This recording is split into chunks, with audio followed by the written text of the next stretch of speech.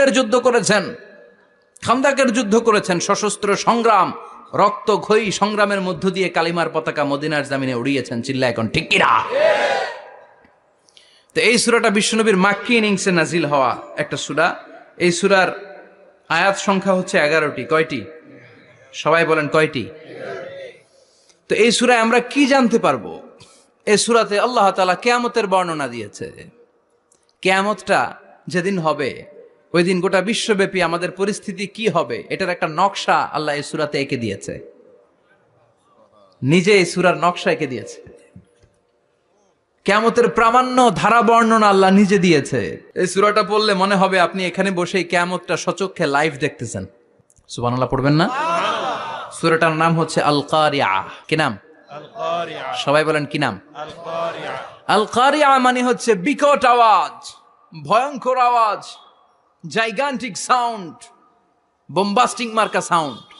যেই সাউন্ড, যে আওয়াজ, যে বিকট শব্দ পৃথিবীর কোনো মানুষ শুনে নাই। The trumpet, the siren, the whistle, বিশাল এক হুইসেল বাজানো হবে। ওই হুইসেল বা সাইরেন বাজানোর ফলে বিকট একটা শব্দে গোটা বিশ্ব ভেঙে খান খান হয়ে যাবে।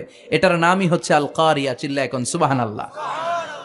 ওই হুইসেল দেওয়ার জন্য, ওই সাইরেন বাজানোর জন্য, ওই সুরের ভেতরে, সিঙ্গার ভেতরে ফুৎকার দেওয়ার জন্য রব্বুল আলামিন স্পেশাল একটা ফেরেশতা বানিয়েছেন। তার নাম হলো ইসরাফিল আলাইহিস সালাম। কি নাম? ইসরাফিল আলাইহিস সালাম। এদিকে ইসরাফিল নামে কেউ আছে? হ্যাঁ, অনেকে রাখে ইসরাফিল নামটা, কিন্তু অনেকে রাখে। আজরাইল রাখে নাকি? হ্যাঁ, আজরাইল রাখে না, ইসরাফিল কিন্তু রাখে।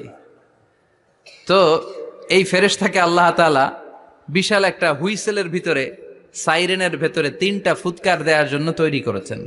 তার ডিউটি হচ্ছে তার গোটা জীবন জুড়ে সে হুইসেলের ভেতরে 3টা ফু দিবে। এটার বাংলায় বলে সিঙ্গা। বাংলায় কি বলে? সিঙ্গায় ফু দিবে কয়টা? চিল্লায় বলেন। এই ফেরেশতার পা দুটো হচ্ছে জমিনে, এই ফেরেশতার মাথা হচ্ছে আকাশেরও অনেক উপরে।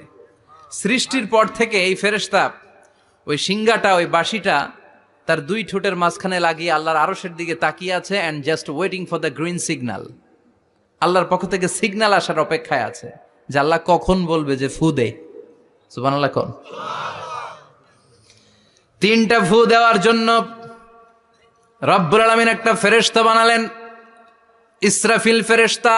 সৃষ্টির শুরু থেকে বিশাল সিঙ্গাটাকে, সাইরেনটাকে, ট্রাম্পিটটাকে 2 ঠোঁটের মাঝখানে লাগিয়ে আল্লাহর আরশের দিকে তাকিয়ে আছে, কবে আমার প্রভু বলবে সাইরেনের মধ্যে বাঁশি বাজা। He is waiting. ঠিক এই মুহূর্তে যখন আমি কথা বলছি আর আপনারা শুনছেন, ঠিক এই মুহূর্তেও ওই সাইরেনটা ওনার 2 ঠোঁটের মধ্যে লাগানো, আর উনি আরশের দিকে তাকিয়ে অপেক্ষা করছে কখন আমার রব আদেশ করে, আর তখন আমি সিঙ্গায় ফুৎকার দিয়ে গোটা বিশ্বটারে মেসাকার বানিয়ে দিব। কোন সুবহানাল্লাহ। এই ঘটনাটাই আল্লাহ প্রামাণ্য দলিল দিয়ে বর্ণনা করেছেন। আর বর্ণনা করতে যে এই সূরার নাম দিয়েছেন আল কারিয়া। কি নাম? মানে বিকট আওয়াজ, ভয়ঙ্কর আওয়াজ, বজ্রনিনাদ, মহাপ্রলয়ের সেদিন এমন আওয়াজ হবে যে আওয়াজ পৃথিবীতে কেউ কোনোদিন আমরা শুনি নাই। পৃথিবীতে কে সবচেয়ে বড় আওয়াজের কি শুনেছেন বলেন? আপনার জীবনে ঘটে যাওয়া সবচেয়ে ভয়ঙ্করতম আওয়াজ শুনেছেন আপনি কবে? বলেন তো, কেউ 1-2 জন বলেন আমারে। হ্যাঁ, ভয়ঙ্কর আওয়াজ রবিউল ভাই কবে শুনছেন? সিডরের সময়। হুজুরের সিডরের সময় ভয়ঙ্কর আওয়াজ শুনছে। সিডরের ভয়ঙ্কর আওয়াজ। হ্যাঁ, কিসের আওয়াজ? বজ্রপাত। বজ্রপাত, থান্ডার, ভয়ঙ্কর আওয়াজ হয়। বজ্রপাতকে আঞ্চলিক ভাষায় আপনারা কি বলেন? ঠেড়া। তো এই যে ঠেড়ার আওয়াজটা আসলেই ভয়ঙ্কর। আমি বছরের বেশিরভাগ সময় জুড়ে থাকি মালয়েশিয়াতে। মালয়েশিয়ার পাশের দেশ সিঙ্গাপুর। পৃথিবীতে যেই কয়েকটা দেশে সবচেয়ে বেশি বজ্রপাত রেকর্ড করা হয়, এর মধ্যে একটা হচ্ছে সিঙ্গাপুর, আর একটা হচ্ছে ভুটান। এই দেশগুলোতে সবচেয়ে বেশি বজ্রপাত পড়ে। ভয়ঙ্করতম বজ্রপাতের আওয়াজ। আসলে এই বজ্রপাতের আওয়াজ খুব বিকট আওয়াজ। আপনি ঠিকই বলেছেন। আর আপনাদের জীবনে ঘটে যাওয়া সবচেয়ে ভয়ঙ্করতম আওয়াজ কে কোন দিন শুনেছেন বলেন? আদনান গাজী ভাই, আপনি কি শুনছেন জীবনে সবচেয়ে ভয়ঙ্কর আওয়াজ? গাড়ির চাকা যদি ব্রাস্ট হয়। তাফসির মাহফিলে যায় তো কমন পড়ে গেছে হুজুরের। তো রাতের বেলায় কিন্তু আমরা যারা ময়দানে কথা বলি, আমাদের এক জেলা থেকে আরেক জেলায় ঘুরতে হয়। ভবঘুরে জীবন আমাদের। কোরআনের বাণীকে পৌঁছে দেওয়ার দায়িত্ব আমরা নিয়েছি, বাণীবাহকের কাজ আমাদের। তো রাত্রিবেলা মাঝে মাঝে আমরা এরকম ট্রাকের টায়ার পাংচার হলে বিকট আওয়াজ হয়, রিক্সার টায়ার পাংচার হলে বিকট আওয়াজ হয়, মানুষ ভয় পেয়ে যায়। আসলেই অনেক বড় আওয়াজ। আর জীবনে কে কে আওয়াজ শুনেছেন? আওয়াজ হয় কিসে? জেনারেটর যদি ব্রাস্ট হয়, ট্রান্সমিটার যদি ব্রাস্ট হয়, আওয়াজ হয় না? আওয়াজ হয়। হ্যাঁ, হেলিকপ্টার, হ্যাঁ হেলিকপ্টার যখন ল্যান্ড করে তখনও ভয়ঙ্করতম আওয়াজ হয়। বিমান যখন টেক অফ করে, ল্যান্ড করে, ভয়ঙ্কর আওয়াজ হয়। এরপরে লোহার মধ্যে যদি হাতুড়ি দিয়ে পিটায়, যখন তারা কাজ করে, ভয়ঙ্কর আওয়াজ হয়।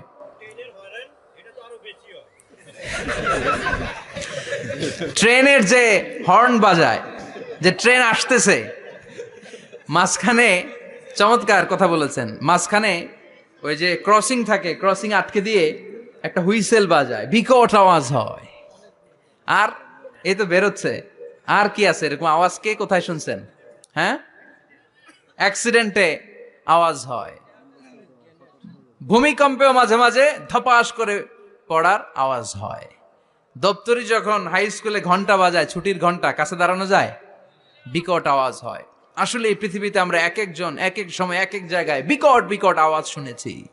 কিন্তু কিয়ামতের দিন ইসরাফিল যখন ওই সিংহার ভেতরে ফুৎকার দিবে, ওই ফুৎকারের যে আওয়াজটা হবে, এই আওয়াজটা কি এই আওয়াজগুলোর মতো? কথা বলেন। এর চেয়ে অনেক ভয়ঙ্করতম আওয়াজ, যে আওয়াজ শুনলে আপনার হৃদয় শিউরে উঠবে, কেঁপে উঠবে। এই আওয়াজটার নাম হচ্ছে আরবিতে আল কারিআ। কি নাম? চিল্লায় বলেন, কি নাম? এজন্য আল্লাহ বললেন, আল কারিআতু মাল কারিআতু ওয়া মা আদরাকা মাল কারিআ।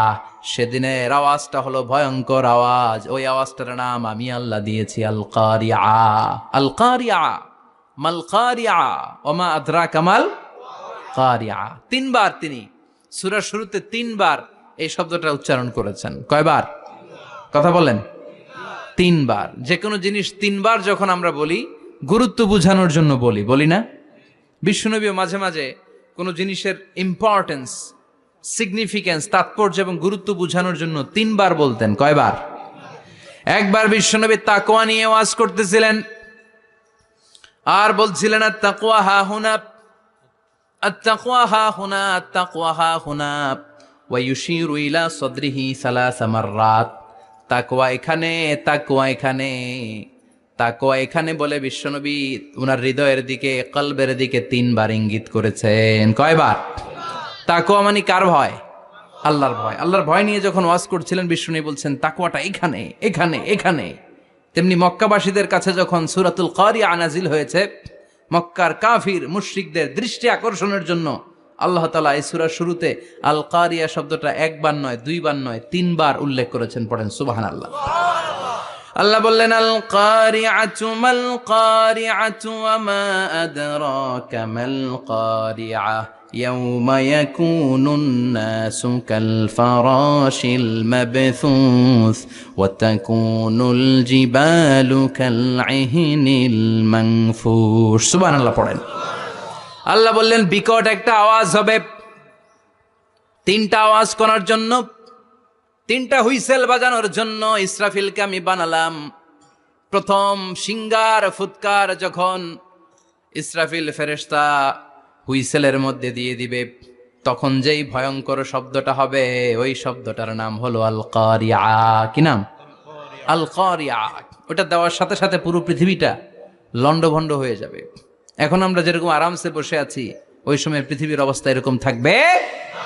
আল্লাহ বললেন, ইয়াউমা ইয়াকুনুন নাসু কাল ফারাশিল মাবথুস ওয়া তাকুনুল জিবালু কাল ইহনিল মানফুশ। সেদিন মানুষগুলো বিক্ষিপ্ত পতঙ্গের মতো নিক্ষিপ্ত হবে। পাহাড়গুলো ভেঙে খান খান হয়ে যাবে। তুলার মতো পাহাড় ধ্বনিত হতে থাকবে, তুলার মতো। সুবহানাল্লাহ পড়ে। মানুষগুলো ছিটকে পড়বে। এই পৃথিবীর মাধ্যাকর্ষণ শক্তি থাকার কারণে আমরা ছিটকে পড়ি না। এই যে বসে আছি, সবকিছু পৃথিবীর মধ্যে লেগে আছে। এটার কারণ দ্য গ্র্যাভিটেশনাল ল, গ্র্যাভিটেশনাল পাওয়ার, এটা পৃথিবীর সবকিছু তার কেন্দ্রের দিকে টেনে রাখে। কিন্তু কিয়ামতের দিন আল্লাহ পৃথিবীটারে ধরে যখন একটা ঝাঁকুনি দিবেন, একটা কাঁপুনি দিবেন, একটা ভাইব্রেশন দিবেন, একটা আর্থকোয়েক, একটা ভূমিকম্প দিবেন, মুহূর্তের মধ্যেই পুরো পৃথিবীর সবকিছু ছিটকে পড়ে যাবে। চিল্লায় পড়েন আল্লাহু আকবার। মানুষগুলো পৃথিবীতে বসে থাকতে পারবে না, দাঁড়িয়ে থাকতে পারবে না, ডানে বায়ে সামনে পিছনে কে কোথায় ছিটকে পড়বে কোনো ইয়ত্তা থাকবে না। কাল ফারাশিল মাবথুস, মানুষগুলো বিক্ষিপ্ত পতঙ্গের মতো নিক্ষিপ্ত হবে। শীতকালে ছেলেপেলেরা গ্রামাঞ্চলে অনেক সময় র্যাকেট খেলে না, ব্যাডমিন্টন খেলে, দেখবেন ওই খেলার জন্য শীতকালে ক্ষেতের মাঝখানে বাঁশ গেড়ে দেয় আর বাঁশের মধ্যে লাইট লাগায়। এলাকায় খেলেনি? কি নাম এই গ্রামের? পাহাড়পুর। পাহাড়পুরে খেলো তোমরা? এই রাত্রিবেলা বাঁশ গেড়ে দিলে ওর মধ্যে লাইট লাগালে কোত্থেকে যেন অনেক পোকা চলে আসে, ডান দিকে একটা, বাঁ দিকে একটা, সামনে পেছনে ছিটকে ছিটকে পড়ে। কিয়ামতের সেই কঠিন দিন মানুষগুলো বিক্ষিপ্ত এরকম পতঙ্গের মতো ডানে বায়ে ছিটকে ছিটকে পড়বে। পাহাড়গুলো চূর্ণ বিচূর্ণ হয়ে যাবে, ভেঙে খান খান হয়ে যাবে। তুলাকে ধ্বনিত করলে তুলা যেমনি ধ্বনিত হয়, তুলার মাঝখানে লাঠি দিয়ে পেটালে, তুলাকে পাতলা করার জন্য, আরামদায়ক করার জন্য, মোটা বানানোর জন্য যখন লাঠি দিয়ে ধ্বনিত করা হয়, দেখবেন সামান্য তুলার ধুলিকণা, ছিটেকণা বাতাসের মধ্যে শূন্যে ভাসে। ফু মারলে আরো দূরে যায়, ফু মারলে আরো দূরে যায়। বাতাসের ঝাপটা ওইটা কোথায় যে চলে যায় কেউ জানে না। পৃথিবীর বড় বড় সাইজের পাহাড়গুলো সেদিন এই তুলার মতো, তুলা যেমনি বাতাসে ধ্বনিত হয়, পাহাড়গুলো সেদিন তুলার মতো বাতাসে ধ্বনিত হতে থাকবে। চিল্লায় এখন আল্লাহু আকবার। এই পৃথিবীর সবচেয়ে বড় পাহাড়ের নাম মাউন্ট এভারেস্ট। বিশাল বড় পাহাড়, উপরে শুধু বরফ আর বরফ। এটার বলে হিমালয়, বাংলায় কি বলে?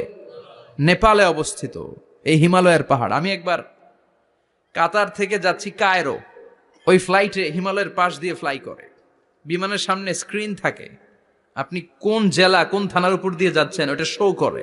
আমি দেখলাম হিমালয়ের পাশ দিয়ে ফ্লাই করছে, জানলা দিয়ে তাকিয়ে দেখি বিশাল মাউন্ট এভারেস্ট, উপরে শুধু বরফ আর বরফ। সুবহানাল্লাহ পড়েন। 29,035 ফিট উঁচু ওই পাহাড়টা সেদিন আল্লাহ যখন একটা ঝাঁকুনি দিবে, পৃথিবীটারে ভেঙে খান খান হয়ে যাবে, টুকরা টুকরা হয়ে যাবে, তুলার মতো বাতাসে ধ্বনিত হতে থাকবে। ইউরোপের সবচেয়ে বড় পাহাড়ের নাম হচ্ছে আল্পস পর্বতমালা। পুরো মাউন্টেন রেঞ্জটা ভেঙে চুরমার হয়ে যাবে, ধূলিকণা হয়ে যাবে। আমেরিকার সবচেয়ে বড় পাহাড়ের নাম আলাস্কা মাউন্টেন রেঞ্জ। অ্যাটলাস বা ম্যাপ নিয়ে যাদের পড়াশোনা আছে দেখবেন ইউনাইটেড স্টেটস অফ আমেরিকা, এখানে নর্থ আমেরিকার পাশে বড় করে লেখা আলাস্কা, পুরোটাই পাহাড়, আমেরিকার সবচেয়ে উঁচু পাহাড়। এই পাহাড়গুলো সেদিন ভেঙে টুকরা টুকরা হয়ে যাবে। বাংলাদেশের ময়মনসিংহে আছে আমাদের এদেশের সবচেয়ে বড় পাহাড়, গাঢ় পাহাড়। নাম শুনছেন? আল্লাহ জানে কি জানি হবে সেদিন আমাদের পাহাড়ের অবস্থা। তাজিংডং বিজয়, বান্দরবানে কেওক্রাডাং, চিম্বুক, চিম্বুকের চূড়ায় আমি উঠেছিলাম 2002 সালে। সেখানে পার্সোনাল প্রাইভেট কার নিয়ে যাওয়া যায় না, মাইক্রো নিয়েও যেতে পারবেন না। চাঁদের গাড়ি আছে একটা, ওইটা আলাদা এক্সট্রা 2-3টা ইঞ্জিন লাগানো, ওইটা দিয়ে টেনে টেনে আপনারা নেবে। উপরে সেনাবাহিনীর ক্যাম্প আছে। বাংলাদেশের 3য় বৃহত্তম পাহাড়। কিয়ামতের দিন আল্লাহ যখন একটা ঝাঁকুনি দিবে, পৃথিবীটারে যখন একটা নাড়া দিবে, আর ইসরাফিল যখন ফুৎকার দিবে, একটা পাহাড়ও টিকবে? চিল্লায় বলেন টিকবে? এজন্য আল্লাহ বললেন ইযা যুলজিলাতিল আরদু জিলজালাহা ওয়া আখরাজাতিল আরদু আসকালাহা ইযা রুজ্জাতিল আরদু রাজ্জাও ওয়া বুসাতিল জিবালু বাসসা। সেদিন যখন আল্লাহ একটা ভূমিকম্প তৈরি করবে, পৃথিবীটাকে যখন নাড়িয়ে দিবে, কাঁপিয়ে দিবে, একটা পাহাড়ও টিকবে না, সবগুলো পাহাড় তুলার মতো ধ্বনিত হতে থাকবে। মানুষগুলো ছিন্ন বিচ্ছিন্ন হয়ে ডানে বায়ে ছিটকে পড়বে, চন্দ্র সূর্য আলো থাকবে না, মানুষের চোখগুলো ছানা বড়া হয়ে যাবে। ফাইদা বারিকাল বাসারু ওয়া খাসাফাল কামারু ওয়া জুমিআশ শামসু ওয়াল কামার ইয়াকুলুল ইনসানু আইনাল মাফার। চাঁদে আলো থাকবে না, সূর্যে আলো থাকবে না, প্রক্সিমা সেন্ট্রাইতে আলো থাকবে না, আলফা সেন্ট্রাই এ, আলফা সেন্ট্রাই বি, ইটা ক্যারিনা, ব্যাটেল জিউস, অ্যান্ড্রোমেডা, একটার ভেতরেও সেদিন আলো থাকবে না, সবগুলো অন্ধকার হয়ে যাবে। সাগরের পানির মধ্যে সেদিন দাউ দাউ করে আগুন জ্বলবে। সেই দিনটার নাম হচ্ছে আল কারিআ। মাল ওমা আদরাকা মাল। মানুষগুলো পাগল হয়ে যাবে। কেউ থাকবে তখন টয়লেটে। ইমাজিন কেমন ভাবে আল্লাহ নকশা এঁকেছেন। কেউ থাকবে টয়লেটে, কেউ থাকবে ক্ষেত খামারে, কেউ থাকবে অফিস আদালতে, কেউ থাকবে রান্নাঘরে, কেউ থাকবে মৌজ মাস্তির ভেতরে। ঠিক তখনই কিয়ামত হয়ে যাবে, কেউ পার পাবে না। সবার মুখে একটা চিৎকার, আইনাল মাফার। পালাবো কোথায়? কিয়ামতটা শুধু পৃথিবীর একদিকে অনুষ্ঠিত হবে না, গোটা বিশ্বব্যাপী হবে, তাই না? নাকি বাংলাদেশে কিয়ামত শুরু হইলে সৌদিতে হবে না? হ্যাঁ, আমেরিকাতে হবে না, সুইজারল্যান্ড, ইন্দোনেশিয়া, অস্ট্রেলিয়া, গোটা বিশ্বব্যাপী একসাথে কিয়ামতের এই ভয়ঙ্কর দৃশ্যের অবতারণা ঘটবে। চিল্লা এখন ঠিক কিনা? মা তার ছেলেরে চিনবে না। দুধের বাচ্চাকে রেখে মা পালাবে। দুধের বাচ্চা, যে বাচ্চা দুধ খায়, ব্রেস্ট ফিডিং বেবি, এই বাচ্চারা রেখে মা কোনো দিকে যায়? ডানে বায়ে কোথাও সরতে চায় না, ব্যথানি পায়, কষ্টনি পায়। এই দুধের বাচ্চাটারে ধাক্কা মেরে মা দিবে দৌড়। তাহলে কি ভয়ঙ্কর ঘটনা সেদিন ঘটবে। 3 মাসের 4 মাসের পেটের ভেতরে অপরিপক্ক বাচ্চা, এখনো পরিপূর্ণ হয় নাই, হাত পা ভালোভাবে গজায় নাই, ছোট্ট একটা গোশতের টুকরা। হসপিটালে এরকম যতগুলো নারী থাকবে, কিয়ামতের ভীতিকর অবস্থা দেখে মুহূর্তের মধ্যে সব অপরিপক্ক বাচ্চাগুলো ডেলিভারি হয়ে যাবে। এক ধাক্কায় 3 মাসের বাচ্চাটার হাত পা গজায় নাই এখনো ঠিক মতো, এক ধাক্কায়, এক ভূকম্পনে, এক কাঁপুনির চোটে পেটের সব বাচ্চাগুলো খালাস হয়ে যাবে, ডাক্তার ছাড়া, ইনজেকশন ছাড়া। আল্লাহ বললেন সেদিনটার নাম হলো আল কারিআ। মাল ওয়ামা আদরাকা মাল। ইয়াউমা ইয়াকুনুন নাসু কাল ফারাশিল মাবথুস, মানুষগুলো নিক্ষিপ্ত হবে। ওয়া তাকুনুল জিবালু কাল আহিনিল মানফুশ, পাহাড়গুলো তুলার মতো ধ্বনিত হতে থাকবে। এখন উপরের দিকে তাকালে কি সুন্দর নীল আকাশ দেখা যায়, সেদিনে আকাশও থাকবে না। ইয়াউমিন নাতবিস সামাআ কাতায়্যি সিজিল্লিল লিল কুতুব, কাগজের পৃষ্ঠা যেমনি তোমরা ভাঙো, কাগজ যেমনি হাতের মুঠোয় নিয়ে তোমরা গুটিয়ে ফেলো, সেদিন এই বিশাল 7 আকাশটারও হাতের মুঠোয় নিয়ে গুটিয়ে ফেলবে কে? কাতায়্যি সিজিল্লিল লিল কুতুব। Can you imagine? আপনি কি কল্পনা করতে পারেন এই দৃশ্যপট যখন ঘটবে গোটা বিশ্বব্যাপী কি মেসাকার হবে? স্যাটেলাইট চ্যানেলগুলো ভেঙে দুমড়ে মুচড়ে পড়বে, পৃথিবীর যত বড় বড় টাওয়ারগুলো আছে ভেঙে আবাসিক এলাকার উপর পড়বে, পাহাড়গুলো ভেঙে খান খান সাগরের পানির ভেতরে দাউ দাউ করে আগুন জ্বলবে। বুর্জ আল খলিফা, পৃথিবীর সবচেয়ে উঁচু টাওয়ার, ওইটার তো কিছু হবে না ওই দিন। কি হবে? ভেঙে যাইব, ভেঙে খান খান হয়ে যাবে, ভেঙে টুকরা টুকরা হয়ে যাবে। এবার আমি যখন হজে গিয়েছিলাম, জেদ্দা এয়ারপোর্টে নেমে মাক্কা যাচ্ছি প্রথমে ওমরার জন্য, তখন বাঁ দিকে অনেক দূরে দেখতে পেলাম কিংডম টাওয়ার। এটার কাজ চলতেছে, আগামী বছর, এই বছর অথবা আগামী বছর এটার খুলে দিবে। এটা বুর্জ আল খলিফা থেকে আরো উঁচু। বুর্জ আল খলিফা 818 মিটার উঁচু, আর এই কিংডম টাওয়ার 1000 মিটার উঁচু, মানে 1 কিলোমিটার উঁচু। কিয়ামতের ওই ঝাঁকুনি আর ভূমিকম্পের সময় এগুলো টিকবে একটাও? আরো যে টাওয়ার গুলো আছে, সাংহাই টাওয়ার, তাইপেডাং 101, পেট্রোনাস টুইন টাওয়ার, বাংলাদেশের 40, 50, 60 তালাগুলা টিকবে? আমাদের কুমিল্লা শহর তো এখন টাওয়ারের শহর হয়ে গেছে। একটা বড় ছাদের উপর থেকে কুমিল্লা শহরের দিকে তাকালে এটা কি কুমিল্লা না উত্তরা বুঝাই যায় না। এই টাওয়ারগুলো একটাও টিকবে? আওয়াজ করে বলেন টিকবে? সে কথাই আল্লাহ বললেন আল কারিআতু মাল কারিআতু ওয়া মা আদরাকা মাল কারিআ ইয়াউমা ইয়াকুনুন নাসু কাল ফারাশিল মাবথুস ওয়া তাকুনুল জিবালু কাল আহিনিল মানফুশ। কি দৃশ্য আল্লাহ আঁকলেন! প্রথমে একটা সাইরেন দেয়া হবে, দেয়ার সাথে সাথে ভেঙে চুরে সব সারখার, মানুষগুলো পাগলের মতো দৌড়াবে। ওমা হুম বিসুকারা ওয়ালাকিন্না আযাবাল্লাহি শাদীদ। মানুষগুলোর দৌড়াদৌড়ি দেখলে মনে হবে যে মাতালের মতো দৌড়াচ্ছে, রেড ওয়াইন খেয়ে, উইস্কি খেয়ে, মদ খেয়ে পাগলের মতো দৌড়াচ্ছে। আসলে মদ খায় নাই, উইস্কিও খায় নাই। সেদিন আল্লাহর আযাব এত ভয়ঙ্কর হবে, মানুষগুলো সব হয়রান হয়ে যাবে, মানুষগুলো পাগলের মতো দৌড়াবে। সাগরের পানিতে দাউ দাউ করে আগুন, স্যাটেলাইট ভেঙে ঘান ঘান, বিল্ডিংগুলো ভেঙে ভেঙে পড়ছে, পাহাড়গুলো ধ্বনিত হচ্ছে, গোটা বিশ্বব্যাপী বিকট আওয়াজ। পৃথিবীর যখন ঠিক এইরকম অবস্থা, আল্লাহ তাআলা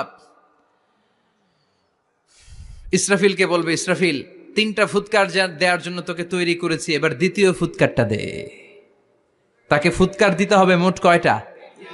আরো জোরে বলেন। সে কেবল একটা দিয়েছে, এবার দ্বিতীয় ফুৎকার দিবে।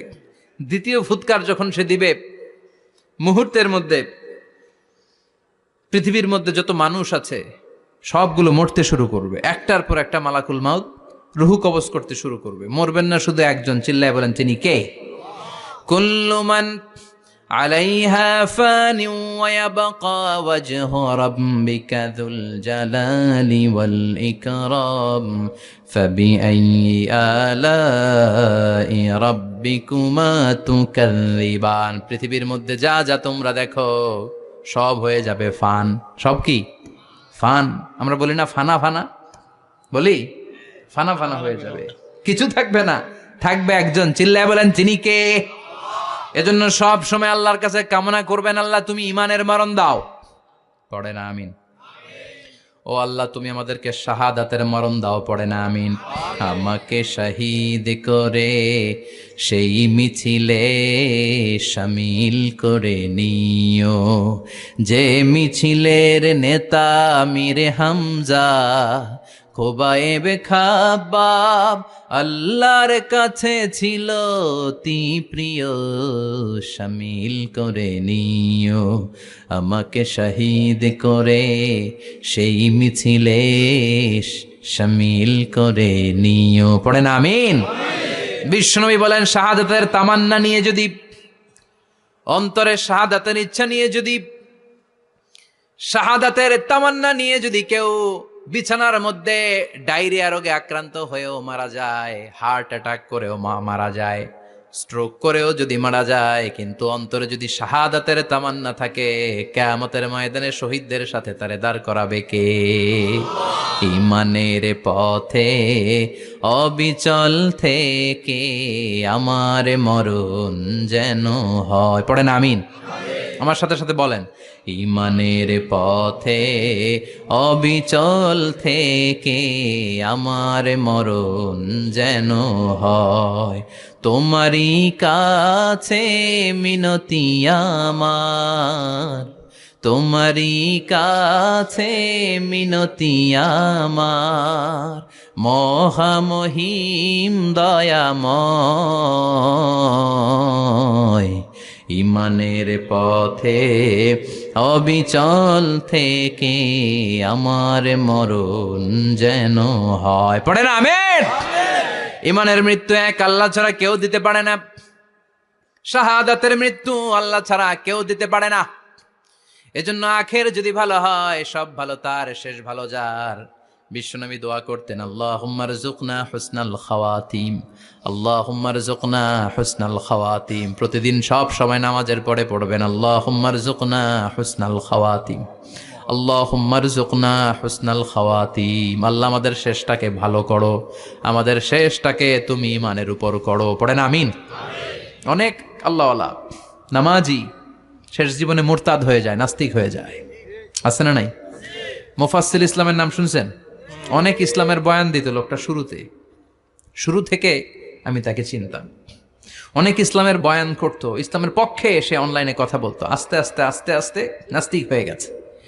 এজন্য বিশ্বনবী বলতেন, আল্লাহুম্মা রযুকনা হুসনাল খাওয়াতিম, আল্লাহ শেষটা আমার ভালো করো, আমার শেষটা যেন কালিমাতুত তাইয়্যিবা লা ইলাহা ইল্লাল্লাহর উপর হয়, আমার শেষটা যেন ঈমানের উপর হয়। পড়েন আমিন? এক সাহাবা জিহাদের ময়দানে, বুখারীর বর্ণনা, যুদ্ধের ময়দানে সে সামনে যাই পাচ্ছে, লা তাজিদু শাযযা ওয়ালা ফাযযা ইল্লা ইয়াকতুলু বিসাইফি, বিশাল তলোয়ার নিয়ে আল্লাহু আকবার বলে বলে কাফের আর মুশরিকের বাচ্চাগুলোরে কচুকাটা করছে। সাহাবীরা দেখে পেছন থেকে বাহাবা দেয়, নবীর কাছে এসে খুশ খবর দেয়, ও নবী দেখেন আপনার সাহাবী দিন কায়েমের আন্দোলনে কালিমার পতাকাটারে জমিনের বুকে পতপত করে উড়ানোর জন্য কেমন করে যুদ্ধের ময়দানে, জেহাদের ময়দানে কাফের আর মুশরিকদেরকে কচুকাটা করছে। নবী দেখেন আজকের জেহাদের ময়দানে যুদ্ধের সব সওয়াব আল্লাহ এই সাহাবীরই দিয়ে দিবে। বিশ্বনবী বললেন হুয়া ফিন্নার, সে জাহান্নামে যাবে।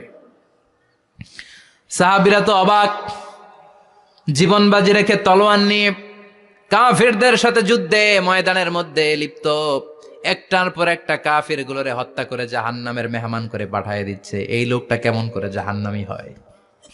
বিশ্বনবী বললেন হুয়া ফিন নার, এই লোকটা জাহান্নামে যাবে, এরে কেউ বাঁচাতে পারবে না, জাহান্নামী। এক সাহাবী মনে মনে বলল এই লোকটা কেমন করে জাহান্নামী হয়, আমি তার পেছনে পেছনে দেখবো তার শেষ পর্যন্ত কি ঘটে, কারণ নবী যা বলে এটা তো কোনোদিন মিথ্যা হতে পারে। সাহাবী লুকিয়ে লুকিয়ে তার পিছু নিল, দেখলো যুদ্ধ করতে করতে জেহাদের ময়দানে শত্রুদের মাঝখানে ঘাটির ভেতরে সে মারতে মারতে চলে গিয়েছে। মারতে মারতে কাফেরদের মাঝখানে এমন জায়গায় চলে গিয়েছে চারদিক থেকে কাফেররা তাকে ঘেরাও দিয়ে ফেলেছে। এবার আর সে পারে না, দীর্ঘ সময় যুদ্ধ করতে করতে এবার ক্লান্ত শ্রান্ত, এবার নিজেও মারে আবার মাইরও খায়, মারে আবার মাইরও খায়। খেতে খেতে হঠাৎ এক কাফেরের তলোয়ারের আঘাতে তার ডান হাত নাই, এক কোপে ডান হাতটা জমিনে পড়ে গিয়েছে, ফিনকে দিয়ে রক্ত, ব্লিডিং হতে হতে, রক্তপাত হতে হতে সাহাবী নিস্তেজ, আর পারে না, আর সহ্য করতে পারে না। শাহাদাতের জন্য অল্প একটু দেরি, এই অল্প একটু দেরি সাহাবীর আর সহ্য হয় নাই। ওই সাহাবী নিজের তলোয়ারটা জমিনের মধ্যে গেড়ে তলোয়ারের উপর ঝাঁপিয়ে পড়েছে। তলোয়ারের এক মাথা পেটের এইখান দিয়ে ঢুকে পিঠের ওই পাশ দিয়ে বের হয়েছে। যে সাহাবী পেছন থেকে ফলো করেছে সে বলে আশহাদু আন্না মুহাম্মাদ রাসূলুল্লাহ, আল্লাহু আকবার। দৌড়ে এসে নবীর কাছে বলে ও নবী, আপনি যে নবী, শেষ নবী, আখিরি জামানার পয়গম্বর, আপনি যে বিশ্ব নবী, কোনো সন্দেহ নাই। আমি নিজ চোখে চাক্ষুষ দেখে এসেছি আপনার ওই সাহাবা আত্মহত্যা করে দুনিয়া থেকে বিদায় হয়েছে। এজন্য শেষটা কার, শেষটা কিভাবে যায় আমরা জানি। এজন্য আল্লাহর কাছে আমরা ফরিয়াদ করি আমাদের মৃত্যু যেন ইমানের মৃত্যু হয়। আমিন পড়েন, আর জোরে পড়েন আমিন। দ্বিতীয় ফুৎকার দেওয়ার সাথে সাথে আল্লাহ মালাকুল মাউতকে বলবে ও মালাকুল মাউত, পৃথিবীর সব মানুষগুলোর রুহু কবজ কর। সব মানুষের রুহু কবজ হয়ে যাবে, সব জিনদের রুহু কবজ কর, সব জিনদেরও রুহু কবজ হয়ে যাবে। এবার সব ফেরেশতাদের রুহু কবজ কর, সব ফেরেশতাদের রুহু কবজ হয়ে যাবে। আল্লাহ বলবেন আখবিরনি মা ইয়াবকা, আর কে কে বেঁচে আছে বল। মালাকুল মউত বলবে আল্লাহ মানুষগুলো সব শেষ, জিনগুলো শেষ, ফেরেশতাগুলো শেষ, শুধুমাত্র 4 জন বড় বড় ফেরেশতা এখনো মারে নাই। আল্লাহ বলবে যা জিব্রাইল, মিকাইল, ইসরাফিল, যে ইসরাফিলের ফুৎকারে কিয়ামত হয়েছে ওই ইসরাফিলকেও শেষ করে ফেল। জিব্রাইল, ইসরাফিল, মিকাইল সব শেষ, এবার মহাবিশ্বে কেউ নাই। আল্লাহ বলবেন আখবিরনি মা ইয়াবকা, ও মালাকুল মাউত আর কে আছে? কয় কেউ নাই, সব শেষ। কেউ আছে? কেউ নাই, সব শেষ, আছে শুধু আল্লাহ আর মালাকুল মাউত, ঠিক কি না? আল্লাহ বলবে আখবিরনি মা ইয়াবকা, ও মালাকুল মাউত আমারে বল কে আছে? কয় আমি আছি। কয় তুই মর। আমি আছি, আমি। আল্লাহ বলবে তাহলে এবার তুই মর। তুই মর শোনার সাথে সাথে মালাকুল মাউতের কাঁপুনি ছুটে যাবে, খিচুনি ছুটে যাবে, ভয় ভয়ে খিচুনি ছুটে যাবে, কারণ মৃত্যুটা তো সে দেখেছে। দুইটা সিস্টেমে মালাকুল মাউত রূহ কবজ করে। আপনারা যারা আল্লাহওয়ালা, আপনাদের মাথার সামনে এসে একটা যুবক, সুশ্রী, যত সুন্দর হতে পারে একজন মানুষ, এরকম একজন মানুষের চেহারায় আসবে আপনাদের কাছে, এসে সুগন্ধি পারফিউম মাখা সাদা ধবধবে কাপড় পরে এসে আপনার শিওরে বসবে, এসে খুবই বিনয়ের সাথে ভদ্রতার সাথে বলবে ইয়া আইয়াতুহান নাফসুল মুতমাইন্না, ইয়া আইয়াতুহান নাফসুল মুতমাইন্না, ইয়া আইয়াতুহান নাফসুত তাইয়্যিবা, হে পবিত্র আত্মা বেরোয় আয়। বলার সাথে সাথে আপনার রুহুটা স্মুথলি বেরোয় যাবে। ইয়াতি বিহানুত মিন হানুতিল জান্নাহ, কাফান মিন আকফানিল জান্নাহ, জান্নাতের হানুতে করে কাফনের মধ্যে পেঁচিয়ে আপনার রুহুটারে মালাকুল মাউত ইল্লিনে নিয়ে যাবে। আল্লাহ আমাদের সবার নসিবে এই ঘটনা তুমি জারি করে দিও, আমিন। আর যারা ইসলাম মানে নাই, কোরআন মানে নাই, বিশ্ব নবীরা মানে নাই, তাদের সামনে কুৎসিত আকৃতির একটা ভয়ঙ্কর চেহারা নিয়ে আসবে। বিআকবাহি মা ইয়াকুন, হাদিসে এসেছে যত খারাপ হতে পারে একজন মানুষের চেহারা, যত দুর্গন্ধযুক্ত হতে পারে একজন মানুষের দেহ, বিদঘুটে ভয়ঙ্কর রাক্ষসে এক চেহারা নিয়ে আসবে। মুমিনের সামনে এসে যেমনি ভদ্রভাবে বসে যায়, সে এরকম আসবে না, সে ত্রাস সৃষ্টি করবে। ডাকাত যখন আপনার অ্যাটাক করে এমন ত্রাস সৃষ্টি করবে, কোপ মেরে আঘাত করে আপনি ভয়ে সব দিয়ে দিবেন। ওনারা দেখলে আপনার পিলে চমকে যাবে। ভয়ঙ্কর দুর্গন্ধযুক্ত কালো একটা ড্রেস পরে আপনার সামনে এসে এমন ত্রাস সৃষ্টি করে বসবে, ওইটা দেখলে অবস্থা খারাপ। চিৎকার দিয়ে ধমকাবে আর বলবে, ইয়া আইয়াতুহান নাফসুল খাবিসা, হে পাপাত্তা বেরোয় আয় ইলা গাদাবিল্লাহ, আল্লাহর ক্ষোভ, আল্লাহর রাগের দিকে তুই বের হয়ে আয়। মুমিনের আত্মাটা যেমনি স্মুথলি বের হয়ে এসেছে, কাফেরের আত্মাটা বলার সাথে সাথে বেরোতে চাইবে না। আত্মাটা একবার ডানে দৌড়, একবার বায়ে দৌড়, একবার সামনে দৌড়, আর একবার পিছনে দৌড়।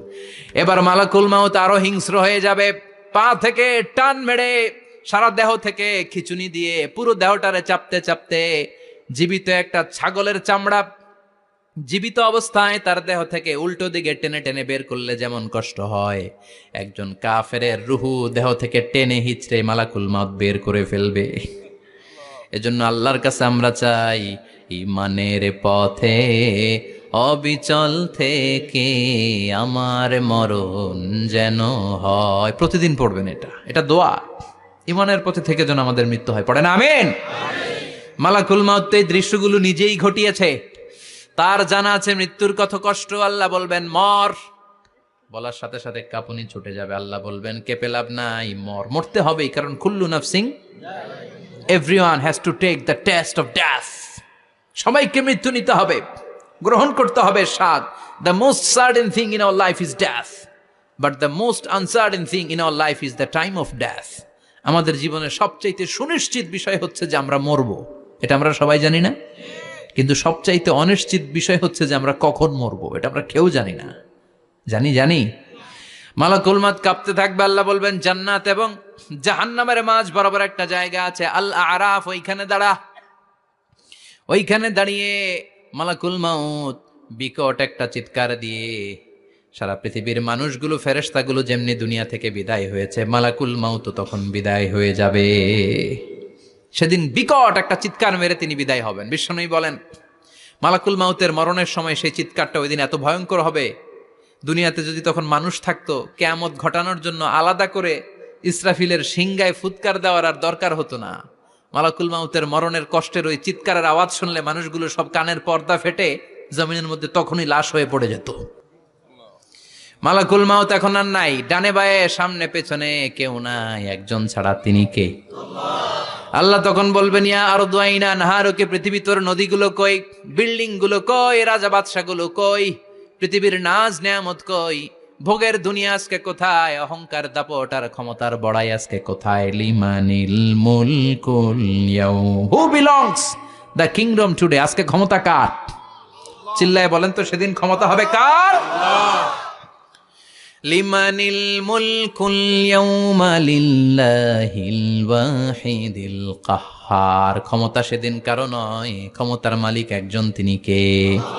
সব ক্ষমতার মালিক আল্লাহ, কেউ নাই, সব মরে গেছে। এভাবে যে কত হাজার কোটি বছর আল্লাহ একা থাকবেন এটা আল্লাহ জানেন, আমরা কেউ জানি? ইসরাফিলকে আল্লাহ বানিয়েছিলেন সিংহায় 3টা ফুৎকার দেওয়ার জন্য। চিৎকার করে বলতে হবে কয়টা?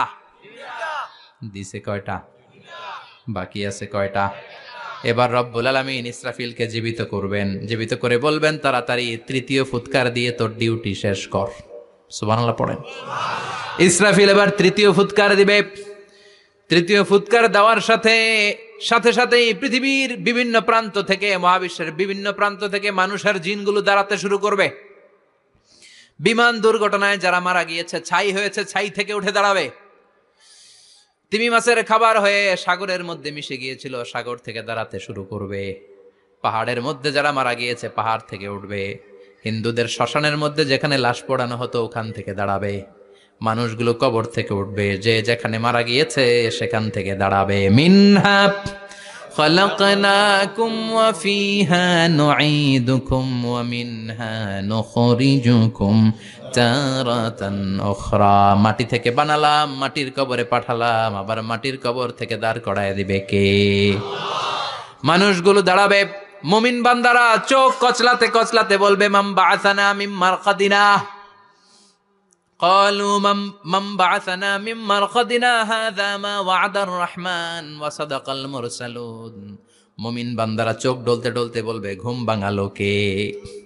ঘুম ভাঙালো মরার কোকিলে, ঘুম ভাঙাইয়া গেল রে মরার কোকিলে। কয় না এটা মরা কোকিল আবার ঘুম ভাঙায়?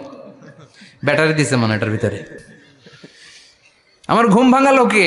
মুমিনরা, আপনারা দাদা আসছে আনন্দের ঘুম দিবেন সেদিন কবরে। তিনটা প্রশ্ন আপনারে করা হবে। মার রব্বুক, তোর রবের নাম কি? তোমার ধর্মের নাম কি? এই লোকটারে চিনো নাকি? ওনার নাম কি? এবার বলবে তিনটা প্রশ্নের উত্তর কোত্থেকে শিখলা? কও কোত্থেকে শিখছেন? বলতে হবে কোরআন থেকে শিখেছি। চারটার উত্তর যখন করতে পারবেন, ইফসাহু লাহু কবরুহু ৭০ যিরাআন, কবরটারে ৭০ হাত লম্বা করে দেয়া হবে। ওয়া ইফতাহু লাহু বাবুন ইলাল জান্নাহ, আপনার কবরের ভেতরে থেকে জান্নাতের দিকে একটা ঘর করে দেয়া হবে। জান্নাতের সুঘ্রাণওয়ালা সুবাতাস আপনার কবরের মধ্যে এসে ধাক্কা মারবে। জান্নাতে ঢোকা লাগবে না, আপনার ওই কানেকশন দিয়ে আসবে। এয়ার কন্ডিশনের যে রুমগুলো আছে, ওই রুমগুলোর ভিতরে না ঢুকলো, দরজার আশেপাশ দিয়ে হাঁটলেও একটা ঠান্ডা ঠান্ডা বাতাস আছে না নাই? দেহের মধ্যে লাগে। জান্নাতে আপনার ঢোকা লাগবে না, কবরের মধ্যে শুয়ে শুয়ে জান্নাতের সুবাতাস পাবেন। এবার বলবে ফাইউল বাসুলিবাসু আহলিল জান্নাহ, জান্নাত থেকে আনা 2টা জান্নাতি সেট পোশাক আপনারে পরিয়ে দেয়া হবে। এবার আপনারে বলা হবে আহলান ওয়া সাহলান, কংগ্রেচুলেশন, খোশ আমদেদ, তোমার জন্য কংগ্রেচুলেশন, সুস্বাগতম। তিনটার পরে চতুর্থ প্রশ্নের উত্তরও পেরেছ, জান্নাতের পোশাক তোমারে পরিয়ে দিলাম, আর কোনো কাজ নাই, এবারের মতো খেলা শেষ, এবার ঘুমাও। কি করো? কথা বলেন। ঘুমাও। নাম কানাউমিল আরুস, বাসর রাতে বর যেমনি কনেকে নিয়ে শান্তির ঘুম দেয়, এরকম ঘুম দাও। তোমার ঘুম কেউ ভাঙাতে পারবে না, ইসরাফিলের 3 নাম্বার ফুৎকার ছাড়া। সুবহানাল্লাহ পড়বেন না? সেই ঘুম ভেঙে যাবে, চোখ ডলতে ডলতে বলবে, মাম বাআসানা মিন মারকাদিনা হাযা মা ওয়া'দার রহমান ওয়া সাদাকাল মুরসালুন। চোখ ডলতে ডলতে বলবে, কে আমাদের ঘুম ভাঙালো? ফেরেশতারা বলবে, হাযা মা ওয়া'দার রহমান, এটা সেই দিন যেদিনের ওয়াদা দিয়েছে কে? আল্লাহ। আজকের দিনটা হলো ফাইনাল দিন, আজকের খেলাটা হবে ফাইনাল খেলা, দ্য ফাইনাল ডে। আজকে বিচারের দিন। ওই যে শুনছিলা জাররা জাররা বিচার হবে, ওই বিচার আজকে অনুষ্ঠিত হবে। পৃথিবীর বুকে যে বিচারগুলো হয় নাই, সেদিন ওই বিচারগুলো করবে কে? আল্লাহ। পৃথিবীর বুকে যে ধর্ষণের বিচার হয় নাই, ওই দিন ওই ধর্ষণের বিচার আছে না নাই? পৃথিবীর বুকে যে অন্যায় ভাবে বিচার বহির্ভূত হত্যাগুলো করা হয়েছে, ক্রস ফায়ার গুলো দেয়া হয়েছে, গুম করা হয়েছে, খুন করা হয়েছে, সেদিন এই বিচারগুলো আছে না নাই? পৃথিবীর বুকে জুলুম করে একজনের জমি আরেকজন মাইরা খাইছে, ওনার দাপট ছিল, ওনার উপরে কোনো কথা ছিল না গ্রামে, কিন্তু কিয়ামতের ওই কঠিন দিনে এগুলোর বিচার আছে না নাই? বিচার যদি না থাকতো, all the worldly life it's a joke. বিচার না থাকলে পৃথিবীটা এটা একটা জোক, এটা একটা খেলাধুলা। অবশ্যই বিচার থাকতে হবে, বিচারের কাঠগড়ায় তোমাকে দাঁড়াতে হবে। চিল্লা এখন ঠিক কিনা? সবাই দাঁড়াবে। The day of resurrection, the day of কিয়ামা, আল কারিয়া মাল ওয়া মা আদরাকা মাল। বিশ্বনবী বলেন, উলঙ্গ হয়ে দাঁড়াবে সব। ইহশারুন নাসু ইয়াউমাল কিয়ামাতি হুফাতান উরাতান মুশাতান গুরলা। সেদিন মানুষগুলো উলঙ্গ, গায়ে জামা নাই, পেটে দানা পানি নাই, পায়ের মধ্যে জুতা নাই, সব উলঙ্গ। ভাবতেছেন না খালি শুনতেছেন? ভাবতেছেন যে ওই দিন আপনিও দাঁড়াবেন, আমিও দাঁড়াবো, আমাদের সবাইকে দাঁড়াতে হবে। অবশ্যম্ভাবী, ওটা থেকে পার পাওয়ার কোনো সুযোগ আমাদের নাই। চিল্লা এখন ঠিক কিনা? আল্লাহ বললেন, কাআন সাফসাফা লা তারা ফিহা আওয়াজান ওয়ালা আমতা, লেভেল প্লেইং ফিল্ড। এক জায়গা থেকে কোটি কোটি মানুষ এক নজরে দেখা যাবে। সবগুলো উলঙ্গের মতো দৌড়াবে, পেটে দানা পানি নাই, খাওয়া দাওয়া নাই, ক্লান্ত শ্রান্ত পেরেশান, আকাশের সূর্যটা একেবারে মাথার কাছে চলে আসবে। আল্লাহর আরশের ছায়া ছাড়া সেদিন কেউ কোনো ছায়া পাবে না। আল্লাহ এই কঠিন দিন তোমার আরশের নিচে এই গুনাহগার বান্দাদেরকে তুমি ছায়া করে দিও। আল্লাহর আরশের ছায়া ছাড়া সেদিন কোনো ছায়া নাই। সূর্যের তাপে মাথার মগজগুলো ভাতের মাড়ের মতো গলে গলে নাকের ছিদ্র দিয়ে কানের ছিদ্র দিয়ে বেয়ে বেয়ে পড়বে। মানুষগুলো ক্লান্ত শ্রান্ত পেরেশান, ক্ষুধার জ্বালায় তৃষ্ণার জ্বালায় জিহ্বাটা বের হয়ে যাবে। 50,000 বছর হবে সে দিনটা লম্বা। কয় হাজার? 50,000 বছর। পাগল হয়ে যাবে মানুষ, পাগল। মা আয়েশা বললেন, ইয়া রাসূলুল্লাহ, ইয়া হাবিবাল্লাহ, ভয়ঙ্কর সেদিন মানুষগুলো দাঁড়াবে, নারী পুরুষ কারো গায়ে জামা নাই। তাহলে কি মানুষের লজ্জা লাগবে না? Don't they feel any shy, any shame? No shame, কোনো লজ্জা থাকবে না? কাপড় না থাকলে লজ্জা লাগার কথা না? মায়ে সেটাই বললেন, নবী, ওই কঠিন দিন কারো গায়ে জামা নাই, তাহলে কি লজ্জা শরমের কোনো ব্যাপার নাই? বিশ্বনবী বলেন, আয়েশা রে, ওই দিনটা এত ভয়ঙ্কর, কার গায়ে জামা আছে কার গায়ে নাই টেরও পাওয়া যাবে না। ইয়াউমা ইয়াফিরুল মারউ মিন আখিহি ওয়া উম্মিহি ওয়া আবি, নিজের সাথে মিলান, সবাই নিজের নিজের মায়ের সাথে মিলান। সেদিন ভাইকে দেখে ভাই পালাবে, আপনার ভাইকে আপনি পরিচয় না দিয়ে পালিয়ে যাবেন। আপনার ছোট বোনটারে দেখে পরিচয় না দিয়ে আপনি দৌড়াবেন। আপনার কলিজার টুকরা সন্তানটারে নাকি আপনি চিনবেন না। আপনার প্রিয়তমা স্ত্রী আপনারে চিনবে না, আপনি তারে চিনবেন না। বাবা আপনারে পরিচয় দিবে না, মা পরিচয় দিবে না। যেই মা ছেলের জন্য নিজের জীবন বিলিয়ে দেয়, আছে না নাই? যেই বাবা ছেলের সন্তানের কল্যাণের জন্য নিজের জীবনটারেও বিলিয়ে দিতে কুণ্ঠাবোধ করে না, ওই বাবা ছেলেরে পরিচয় দিবে না। মা মেয়েরে চিনবে না, বন্ধু বন্ধুরে চিনবে না, পীর সাহেব মুরিদরে চিনবে না, মুরিদ পীর সাহেবরে চিনবে না, মুসল্লি ইমাম সাহেবকে চিনবে না, ইমাম মুসল্লিকে চিনবে না, নেতা কর্মীরে চিনবে না, কর্মী নেতারে চিনবে না, কেউ কাউরে চিনবে না। সাধারণ মানুষ আপনারে কি করবে? নবীরাও বলবে ইয়া নাফসি। সব নবীর মুখের জিকির ইয়া নাফসি, ইয়া নাফসি। বাঁচানোর কেউ নাই। 50,000 বছর মানুষগুলো ছুটতে ছুটতে সৈয়দনা আদম আলাইহিস সালামের কাছে যাবেন। নূহ আলাইহিস সালাম, ইব্রাহিম আলাইহিস সালাম, মূসা আলাইহিস সালাম, সবাই বলবে পারবো না, আমাদের পক্ষে করা কিছু সম্ভব না। আজকে আল্লাহ এত রাগান্বিত হয়েছে, এত রাগান্বিত আল্লাহ পৃথিবীতে কোনোদিন হন নাই। আবার এর চেয়ে বেশি রাগান্বিত সামনেও কোনোদিন হবেন না। আজকে আল্লাহর সামনেই যাওয়া যাবে না। পরে সৈয়দনা ঈসা আলাইহিস সালাম বলবেন, সাজেশন আছে আমার কাছে, সাজেশন। আজকের এই কঠিন দিনে কোন নবী আল্লাহর সামনে দাঁড়াতে পারবে না, একমাত্র আখিরি জামানার পয়গাম্বর বিশ্ব নবী মুহাম্মদুর রাসূলুল্লাহ ছাড়া, সাল্লাল্লাহু। বিশ্ব নবী মাকামে মাহমুদে তখন সিজদায় পড়ে থাকবেন, কাঁদতে থাকবেন। সবার জিকির ইয়া নফসি, বিশ্ব নবীর জিকির ইয়া উম্মতি। আল্লাহু আকবার।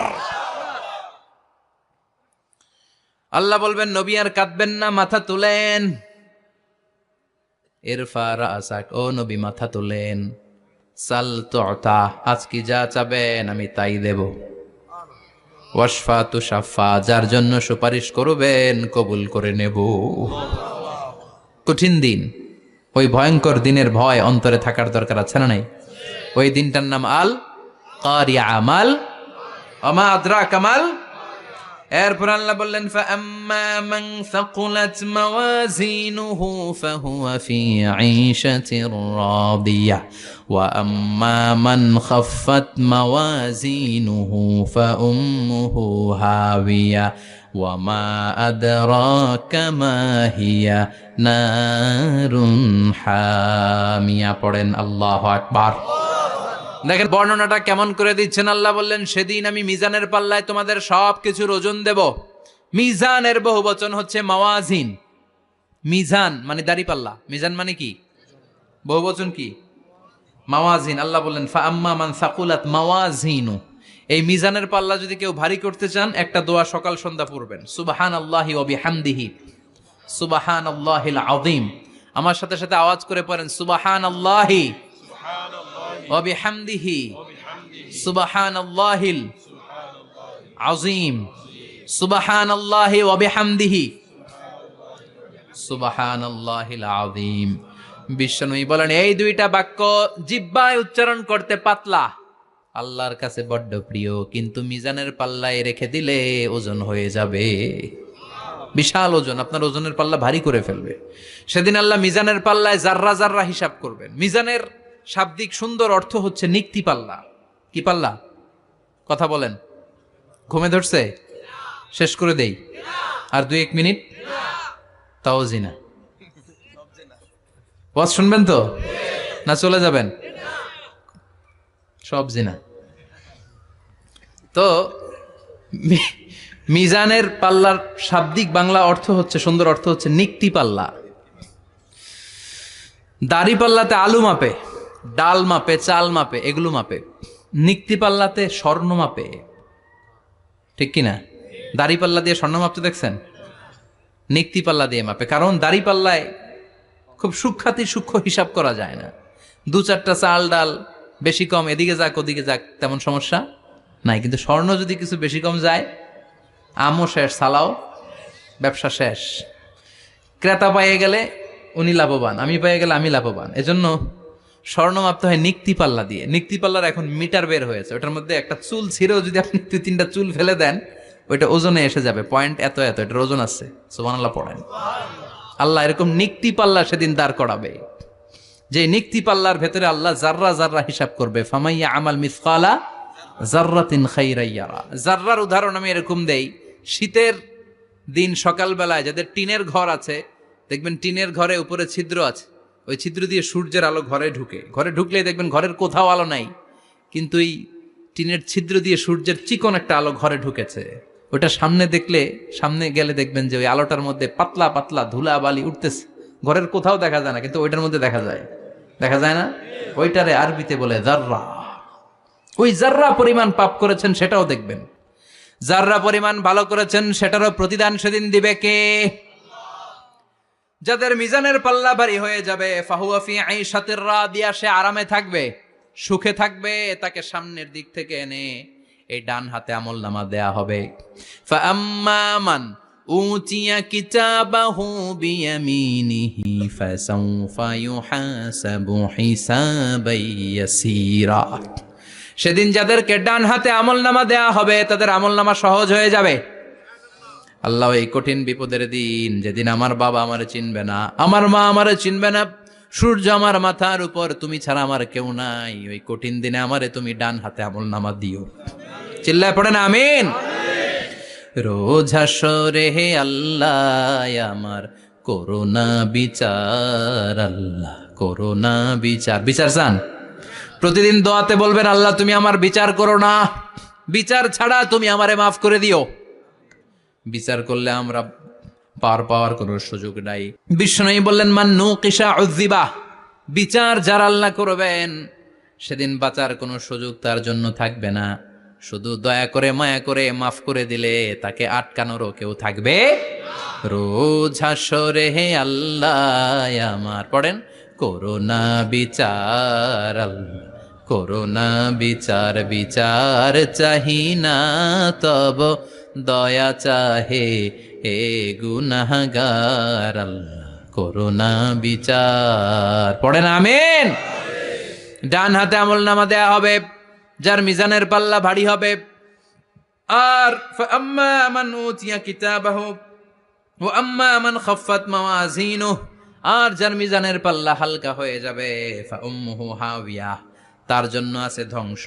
ওয়া মা আদরাকা মা হিয়া, নারুন হামিয়া। এটা কেমন ধরনের ধ্বংস জানো নাকি? নারুন হামিয়া, দ্য ব্লেজিং ফায়ার, জ্বলন্ত আগুন। তাদেরকে আর ডান হাতে আমলনামা না, তাদেরকে পেছন দিক থেকে এনে বা হাতে আমলনামা দেয়া হবে। আল্লাহ, এটা থেকে তুমি আমাদেরকে বাঁচাও। ওয়া আম্মা মান উতিয়া কিতাবাহু ওয়ারাআ যাহরিহি ফাসাউফা ইয়াদউ সুবুরা, ওরা আমলনামা নিতে চাইবে না। যাদেরকে ডান হাতে আমলনামা দেয়া হবে, আনন্দে উৎফুল্ল হয়ে ওরা তাকবীর দিবে, লিল্লাহি তাকবীর। আর যাদেরকে বা হাতে দেয়া হবে, কয় লাগবে না। কি বলবে? লাগবে না, আমলনামার দরকার নাই। আল্লাহ বলেন লাগবে, আমলনামা নাও, নিজের আমলনামা নিজেই পড়ে নাম্বারিং করো। ইকরা, পড়ো। পড়া ছাড়া কোনো গতি নাই। কোরআনও শুরু করছে পড়ো, আর আখিরাতের আমলনামা শুরু করছে কি দিয়া? কি দিয়ে? ইকরা কিতাবাকা কাফা বিনাফসিকাল ইয়াউমা আলাইকা হাসিবা। আমলনামা পড়ো, নিজেই দেখো কি আমলনামা করেছো। আপনি যে আজকে তাফসীর মাহফিলে আছেন, এটা থাকবে না আপনার আমলনামায়? আজকের এশার সালাত যে জামাতে পড়লেন, আমলনামায় থাকবে না? ছোটবেলা থেকে শুরু করে আজ অবধি আপনি যেখানে যেটা যখন যেইভাবে করেছেন, একেবারে ছোট্ট ছোট্ট থেকে শুরু করে মাঝারি থেকে শুরু করে বড় বড় কাজগুলো সবগুলো আমলনামায় তুলে দিবে কে? আপনার তো আনন্দের শেষ নাই। আপনার আমলনামায় আছে খালি জামাতে নামাজ, মা বাবার খেদমাত, শিরক আর বেদাতের বিরুদ্ধে জিহাদ, হকের পক্ষে আপনার স্লোগান, ইসলামের পক্ষে আপনার আন্দোলন। আপনি ইসলামের জন্য জীবনটারে বিলিয়ে দেওয়ার জন্য রাজি ছিলেন। আপনি জ্বলে উঠেছিলেন আপন শক্তিতে। আপনার তো ভালো ভালো কাজগুলো দিয়ে আমলনামা ভরপুর। কিন্তু যাকে বা হাতে আমলনামা দেয়া হবে সে পড়তে চাইবে না, কারণ খুললেই দেখে আকাম আর কুকাম। পৃষ্ঠা একটার পরে একটা উল্টায় খালি আকাম কুকাম, দুর্নীতি, চোরা কারবারি, ফ্যান্সি ডিলের ব্যবসা, মা বাবারে অন্যায়ভাবে অত্যাচার, এলাকার মধ্যে ত্রাস সৃষ্টি, এরকম ডাকাইত আছে না নাই? পাপ দিয়ে যার জীবন সাজানো, ও কি আমলনামা পড়তে চাইবে? ও দেখবে যে ইসলামরে বিভিন্ন জায়গায় যে বাঁশ দিছে, ওগুলো আছে না নাই? ইসলামের বিরোধিতা করেছে, কোরআনের বিরোধিতা করেছে, হকের বিরোধিতা করেছে, শাহবাগের মঞ্চে উঠে ভাষণ দিয়েছে, এরকম আছে না নাই? যত যত জায়গায় ইসলামের বিরোধিতা সব পাবে সে তার আমলনামায়, সে তো পড়তে চাইবে না।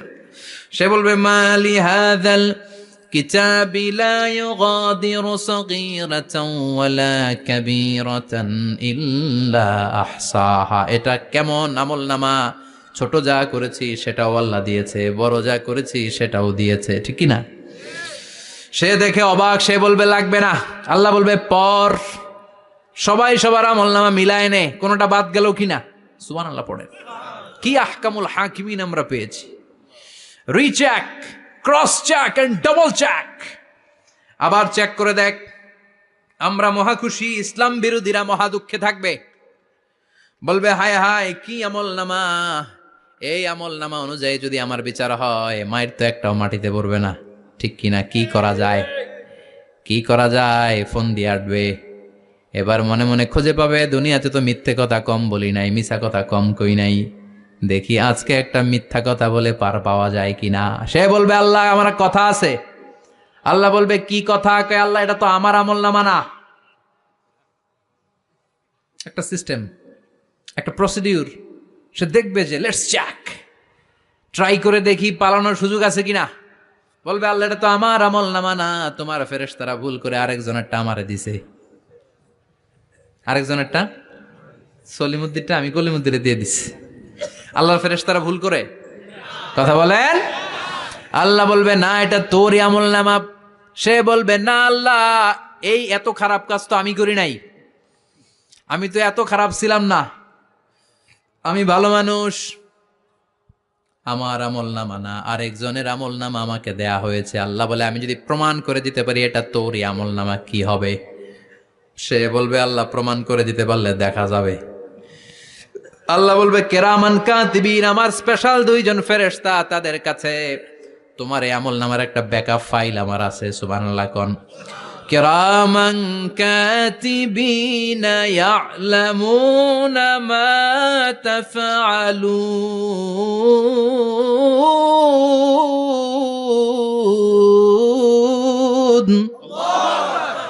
কেরামান কাতিবিন, সম্মানিত দুই ফেরেশতা, ইয়ালামুনা মা তাফআলুন, দুনিয়ার বুকে যেখানেই তুমি যা করেছো সব তারা জানে, লিখে রেখেছে। ওইখানকার ব্যাকআপ ফাইল থেকে আরেকটা আমলনামা এনে দুইটা আমলনামা দেয়া হবে, মিলিয়ে দেখ দুইটাই তোর কিনা। এবার মিলিয়ে দেখবে প্রতিটা শব্দে শব্দে, বাক্যে বাক্যে, অক্ষরে অক্ষরে মিলে যাবে। সুবহানাল্লাহ পড়েন। উনি তো আহকামুল হাকিমিন, উনি প্রমাণ করার সব বন্দোবস্ত করেই রেখেছেন। চিল্লা এখন ঠিক কিনা? তারপর নাফরমান কুলাঙ্গার গদ্দার বলবে আল্লাহ আমি করি নাই, দুইটাই আমার না, আমি এগুলো করি নাই। আপনার কেরামান কাতিবিন ভুল কইরা আমারে দিয়েছে, আমি কি করব, আমি তো ভালো মানুষ। আল্লাহ বলবেন তোর মাথাটা উপরের দিকে কর, তোর গলার নিচে এইখানে আমি একটা লকেট দিয়েছি, সুবহানাল্লাহ পড়েন। এই লকেটের মধ্যে দুনিয়ায় তুই যা বলেছিস, যা করেছিস, সব আমি লিপিবদ্ধ করে রেখেছি। নুখরিজু লাহু ইয়াউমাল কিয়ামাতি কিতাবান ইয়ালকাহু মানশুরা। সব মানুষের গলার মধ্যে আমি একটা ছোট্ট লকেট দিয়ে রেখেছি। ওয়া কুল্লা ইনসানিন আলজামনাহু তায়রাহু ফি উনুকিহি ওয়া নুখরিজু লাহু ইয়াউমাল কিয়ামাতি কিতাবান ইয়ালকাহু মানশুরা। তোর মাথাটা উপরের দিকে কর, তোর গলার মধ্যে ছোট্ট একটা সিম কার্ডের মতো লকেট আমি ঝুলিয়ে দিয়েছি। দুনিয়াতে যখন যা করেছিস, যা বলেছিস, সব আমি সিস্টেমে এটার ভেতরে ঢুকিয়ে দিয়েছি। সব আছে এইখানে। ওয়াকুল্লা ইনসান, সবার আছে। আলজামনাহু তায়রাহু ফি উনুকি ওয়া নুখরিজু লাহু ইয়াউমাল কিয়ামাতি কিতাবান ইয়ালকাহু মানশুরা। প্রতিটা মানুষের গলায় এটা দেয়া, বাঁচার কোনো উপায় নাই। আল্লাহ সেখান থেকে আরেকটা প্রিন্ট আউট বের করে বলবেন, দেখ মিলে যায় কিনা। গাদ্দার দেখবে এটাও মিলে যায়, বাঁচার উপায় আছে। এরপরও লাস্ট চান্স, আবার বাঁচার জন্য বলবে আল্লাহ আমি করি নাই। আল্লাহর কাছে প্রমাণ করে দেওয়ার মতো আরো হাজারো পদ্ধতি আছে না নাই? আল্লাহ বলবেন আয়াহসাবুল ইনসানু আল্লান নাজমা ইযামা বালা কাদিরিনা আলা আন নুসাউইয়া বানানা। আমি তোর প্রতিটা আঙ্গুলের ফিঙ্গারপ্রিন্ট আমার কাছে সংরক্ষণ করে রেখেছি। তোর আমলনামার উপরে তোর ফিঙ্গারপ্রিন্ট আছে, আর আমার কাছে তোর নাম সহ তোর ফিঙ্গারপ্রিন্ট আছে। তোর 14 গোষ্ঠীর ফিঙ্গারপ্রিন্ট আমার আছে। সুবহানাল্লাহ কইবেন না? এটা দিয়ে আল্লাহ ধরে ফেলবেন। এই ফিঙ্গারপ্রিন্ট মিলে না।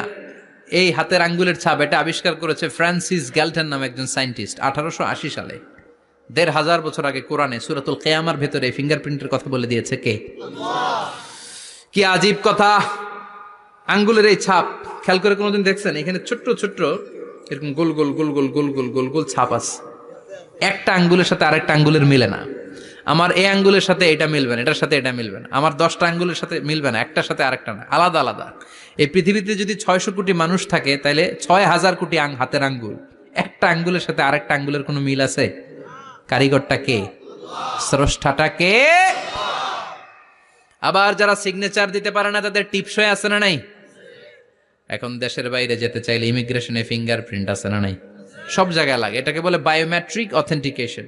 গত বছর 2 আগে বাংলাদেশও সিম কেনার জন্য সবাইকে দেয়া লাগছে না? আপনি দেশে বিদেশে ঘুরতে যাবেন, ফিঙ্গারপ্রিন্ট লাগবে। সিকিউরিটি পারপাস আপনাকে দিতে হবে, ফিঙ্গারপ্রিন্ট দিতেই হবে আপনার। আর পায়ের মধ্যে যেটা আছে এটাকে ফুটপ্রিন্ট কি বলে? ওইটা প্রাণীদের ক্ষেত্রে কাজে লাগে।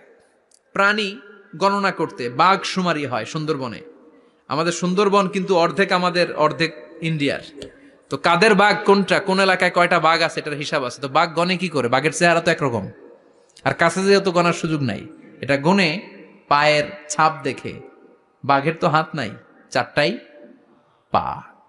এই পায়ের একটা বাঘের পায়ের ছাপের সাথে আর একটা বাঘের পায়ের ছাপের মিল নাই। সুবহানাল্লাহ পড়ে। আবার কাবা ঘরের পাশে ছোট্ট একটা জায়গা আছে, ওই জায়গায় একজন নবীরও ফুটপ্রিন্ট আছে না নাই? ওয়াত্তাখিযু মিম মাকামি ইব্রাহিমা মুসাল্লা।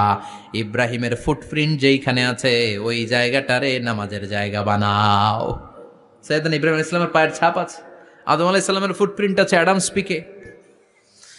এইভাবে আল্লাহ বললেন তোর আঙ্গুলের ছাপ আছে, আমল নামাটা খোল।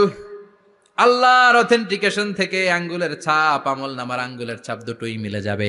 আর কোনো চোরামি করার সুযোগ তার থাকবে নাকি? কথা বলেন। মিথ্যা বলে আল্লাহর কাছ থেকে সেদিন বাঁচার কোনো সুযোগ আছে? একটার পর একটা প্রমাণ দিয়ে আল্লাহ প্রমাণ করেই ছাড়বেন এটা আর কারো আমল নামা নয়, এটা তোর আমল নামা। চিৎকার করে বলেন ঠিক কিনা? তারপরে বলতে চাইবে আমি করি নাই। আল্লাহ বলবেন আল ইয়াউমা নাখতিমু আলা আফওয়াহিহিম ওয়া তুকাল্লিমুনা আইদিহিম ওয়া তাশহাদু আরজুলুহুম বিমা কানু ইয়াকসিবুন। আজকে তোর ঠোঁট দুইটা আমি সেলাই করে দিলাম, তোর মুখ দিয়ে আর কথা বলার অধিকার নাই। তোর হাত এবার সাক্ষী দিবে। হাত বলবে আমি পাপ করেছি, অন্যায় করেছি, আমি শুট করেছি, আমি অন্যায়ভাবে মানুষের উপর চড়াও হয়েছি, হামলা করেছি, আঘাত করেছি। পা বলবে পা দিয়ে হেঁটে হেঁটে আমি গানের কনসার্টে গিয়েছি, মদের আড্ডাখানায় গিয়েছি, জুয়ার আসরে গিয়েছি, ঠিক কিনা? অন্যায় করার জন্য পা দিয়ে গিয়েছি, ব্রেন দিয়ে চিন্তা করেছি। একটার পর একটা অন্তর থেকে শুরু করে সারা দেহের প্রতিটি অঙ্গ প্রত্যঙ্গ সেদিন সাক্ষ্য দিবে। সেদিন আল্লাহর দরবার থেকে, আল্লাহর মুআখাজা থেকে পালাবার সুযোগ নাই। আল্লাহ অনেক ছাড় দিছে দুনিয়ার বুকে। খেয়াল রাখবেন, আল্লাহ ছাড় দেয় কিন্তু ছেড়ে দেয় না, তাই না? আল্লাহ কি দেয়? কিন্তু ফেরাউনরে ছাড় দিছিল, ছেড়ে দিছে? আবু জাহেলকে কি দিছে? ছাড়, ছেড়ে দেয় নাই। নমরুদকে কি দিয়েছে? এখনো অনেককে আল্লাহ ছাড় দেয়। অনেক দাপট, অনেক ক্ষমতা, অনেক অন্যায় আল্লাহ ছাড় দেয়, কিন্তু আল্লাহ ছেড়ে দেওয়ার সত্তা না। আল্লাহ যখন ধরবে পালানোর জায়গা থাকবে না, ঠিক কি না? এজন্য আল্লাহ বললেন সেই দিনটা ভয়ঙ্কর দিন। দিনটার নাম হচ্ছে আল কারিআহ। মাল ওয়ামা আদরাকা মাল। কিয়ামতটারে দেখছেন আপনারা? দেখছেন না? আমি চেষ্টা করেছি আপনাদের চোখের সামনে তুলে ধরতে। অনেকটা দেখা গেছে না কিয়ামত? দেখা গেছে। ভয় হয়, অন্তরে কি ভয় লাগে? হৃদয় আমাদের পাষাণ হয়ে গেছে। এই পার্থিব জীবন, বিত্ত, বৈভব, এগুলোতে আমাদের অন্তর এখন শক্ত। এই অন্তর নরম হতে চায় না, এ চোখ দিয়ে পানি নামতে চায় না, অন্তরগুলো আমাদের পাথর। এই মাহফিলগুলোর উদ্দেশ্য হচ্ছে হৃদয়টাকে নরম করা, আখেরাতমুখী করে দেয়া। আমাদের আধ্যাত্মিকতা, দিনদারি, ইখলাস is going down day after day, প্রতিদিন কমছে। আর আমাদের লোভ, ইগো, অহংকার, দুনিয়ার লোভ, লালসা দিন দিন বেড়ে যাচ্ছে। এই তাফসির মাহফিলগুলোর উদ্দেশ্য এই তাফসিরের মধ্য দিয়ে মানুষগুলোর আল্লাহওয়ালা বানানো, ঠিক কিনা? এই যে দুনিয়া যেটার জন্য এত পাগল, এটা আসলে একটা মরিচিকা, এটা একটা ধোঁকা, একটা ধূম্রজাল। এই ধূম্রজালের ভেতরে আমরা পড়ে আছি, চলে যেতে হবে। থাকতে পারবো? কথা কন। একদিন মাটির ভেতরে হবে ঘরে মন আমার,